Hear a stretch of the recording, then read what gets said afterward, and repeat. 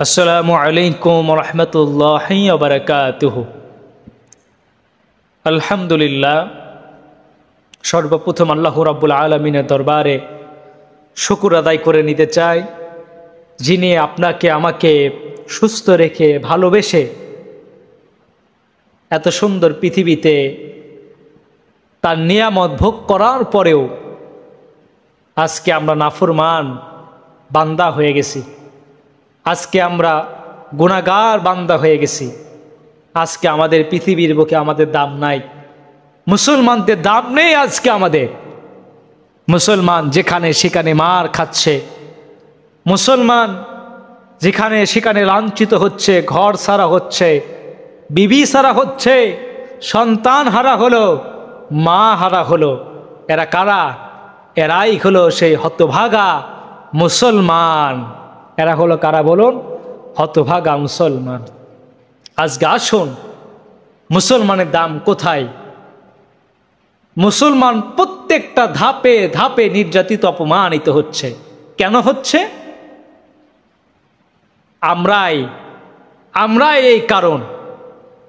এই কারণের কীট হলো আমরাই তো তৈরি করেছি, আমরাই তো অপমানিত লাঞ্ছিত করেছি সেই আমার কোরআনকে, রসুলের সুন্নাতকে, আল্লাহ তাআলার ফরজ ইবাদতগুলোকে অস্বীকার করার কারণে আজকে আমাদের কারণেই বাংলাদেশে শান্তি নাই, বাংলাদেশে খাবারের মধ্যে শান্তি নাই, শরীরের মধ্যে শান্তি নাই, ডানে বামে সামনে পিছনে কিচ্ছুতে শান্তি নাই।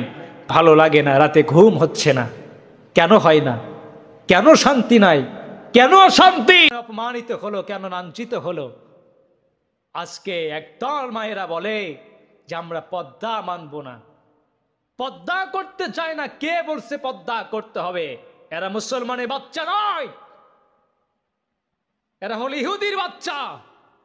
যে নারী বলতে পারে আমরা পর্দা করতে চাই না। যখন রাস্তাঘাটে যুবক ভাইরা উকি দেয়, ঝুঁকি দেয়, তখন মামলা হামলার মধ্যে পড়ে যায়। হ্যাঁ, তখন যুবক ভাইরা আমাদের দোষ হয়ে যায় না? তো এখানেই নিজে যদি ভালো থাকি, আশেপাশে সবাইকে ভালো করা যাবে। আপনি পর্দা করেন না, একটা হাফ প্যান্ট পইরা, হাফ গেঞ্জি পইরা ফোন টিপতে টিপতে বাইর হচ্ছেন আর বলছেন যে যুবক ভাই আমার দিকে তাকায় চোখ টুপি মেরেছে, আমার দিকে তাকায় মুস্কি হাসি দিল, কোথায় আমার আম্মা, কোথায় আমার আব্বা, থাম তোকে সাইজ করছি। বলছেন যুবক লুচ্চা হয়ে গেছে। বলছেন যুবক আজকে আমার দিকে তাকাইছে, ওই ছেলের বাপকে ধরে নিয়ে আয়। আর এই মিয়া নিজের মেয়েকে আগে সামলান, নিজের ঘরের বউকে আগে সামলান।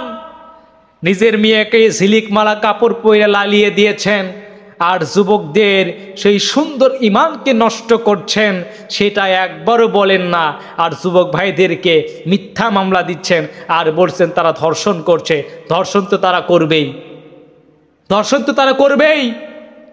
পিছনে এখন ন্যান্টা মার্কা গায়ে ছাড়িয়ে দিয়েছেন, আর আরিয়াগুলো দাঁড়িয়ে আছে আর বলছেন আরিয়ার দোষ। আপনার মেয়েকে আগে সুন্দর করে আটকিয়ে রাখেন, আপনার মেয়েকে আগে সুন্দর করে হেফাজত করেন পর্দা দিয়া। রাস্তার প্রত্যেকটা খারাপ যুবকও তারা সালাম দেবে, সেলট করবে। আমার যুবক ভাইরা মাদেরকে ভালোবাসে, সম্মান করে, বোনদেরকে ভালোবাসে, তাদের সম্মান নিয়ে তারা ছেলেখেলা করতে চায় না, করে না।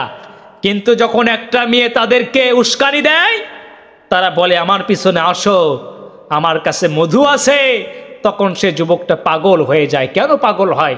আপনার মেয়েও তো তাকে ডাকলো রাতের বেলা মেসেঞ্জারে, বলছে সোনা তুমি কেমন আছো? সোনা হাই, এ হাই হ্যালো থেকে শুরু হয়ে গেল খাই মাই। আর কি করবেন দুনিয়াতে? শুরু হয়ে গেছে কাটাকাটি মারা। তোমাকে পাবো না, গলায় দড়ি দিয়েছেন। তোমাকে যদি না পাই জানো আমি কিন্তু বিষ খাবো, বিষ খাই মারা গেছে। তোমাকে পাবো না, হাত কাইটা, হাতের রক কাইটা ক্লিয়ার হয়ে গেছে। কেন? কেন? কেন এইগুলো হচ্ছে? আপনার সন্তানকে, আপনার মেয়েকে আপনি আটকান, আপনার সন্তানকে, আপনার মেয়েকে পর্দাশীল করুন। আল্লাহর হাবিবকে তো বলাই হলো, বিশ্বনবী জনাবে মুহাম্মদ রাসূলুল্লাহ সাল্লাল্লাহু আলাইহি সাল্লামকে আল্লাহ রাব্বুল আলামিন তো বলেই দিলেন, নবীকেও বলছেন, সতর্ক করছেন কোরআনে কারিমের মধ্যে। নবীকে বলছেন, নবী আপনার পরিবার পরিজনকে বলুন তারা যেন পর্দা করে। আপনার বিবি মমিনদের, মমিন পুরুষদের, মমিন নারীদেরকে বলে দিন তারা যেন পর্দা করে, পর্দা অবলম্বন করে। এবং মমিন নারীদেরকে বলে দিন তারা যেন তারা সতীত্বদেরকে হেফাজত করে।